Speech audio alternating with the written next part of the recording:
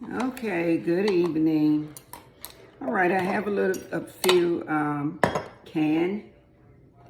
old-fashioned canned peaches that I've already strained out of this jar, and a little bit of what's supposed to be peach preserve. I believe it's peach preserve. And I'm making my own, I'm making a peach cobbler, really quick one here. Okay, I put a little bit of, and it's just 1 cup of flour, a little bit more than a cup of flour, a teaspoon of vanilla flavoring, just a tap of cinnamon for the peaches.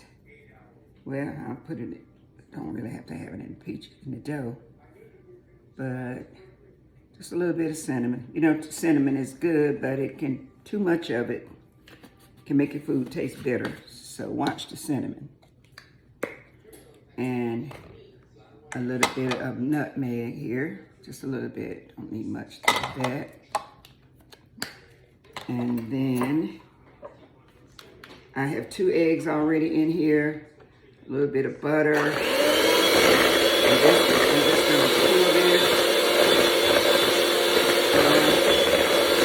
Then with the peaches, we're quick because the videos have been being a little bit too long.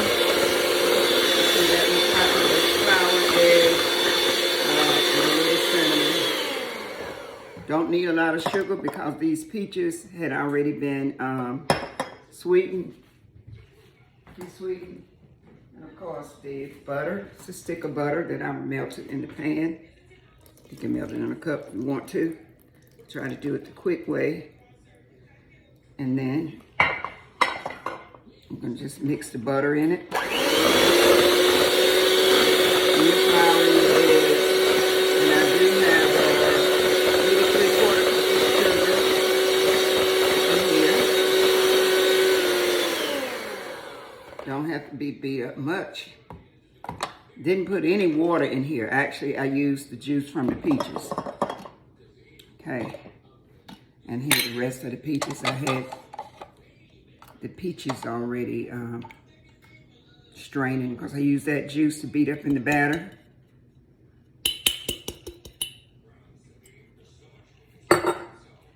And then the peaches there. I'm actually gonna put some of the batter in the bottom of the pan, if you can see that. And I do need to taste it and see if it's sweet enough. Let me see.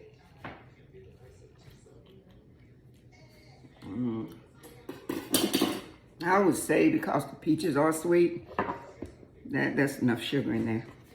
So I'll be on the safe side and put a little bit more. Just a little bit more sugar.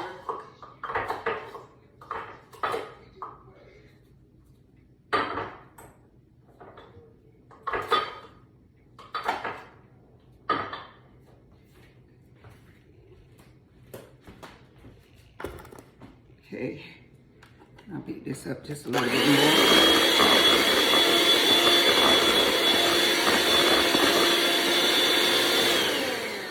Okay, it's 3 minutes, almost 4 minutes already. So I'm gonna move fast here. I'm gonna put this in the bottom of the greased pan. Then I'm gonna come back and the peaches, like I said, they're canned peaches, but they're already pre-sweet. Already been sweetened, and I just pour them in. And the reason that I strained them was because I used the juice in the batter.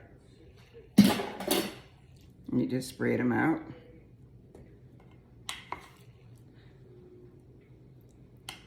Cut them up a little bit, which I should have already cut them up.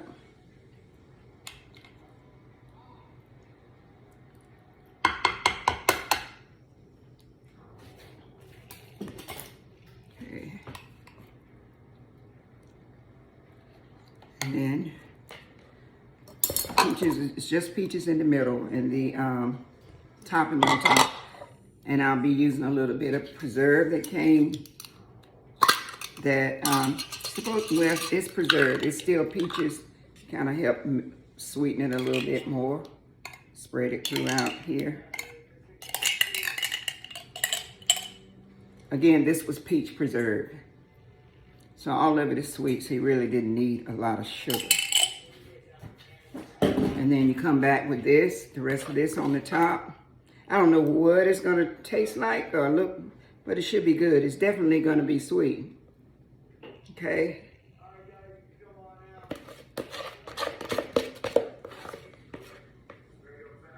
If you like your peach pie with slabs of pastry or maybe a pie crust, you can do it that way, but I choose to do it this way.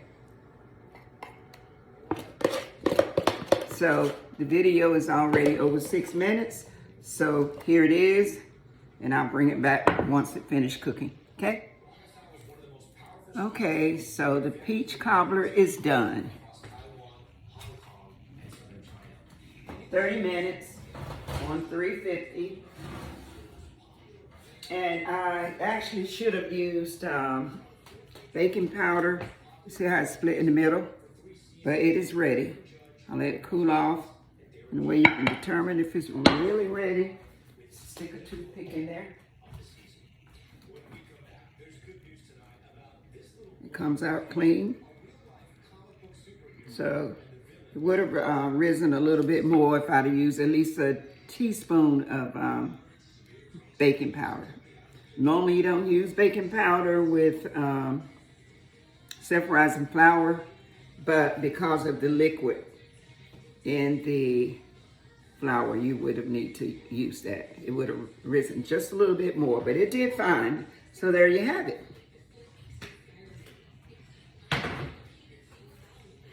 All right, see you guys next time.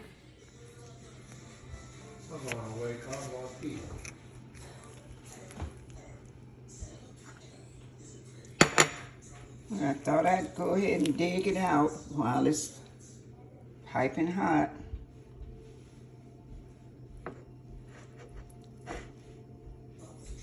See?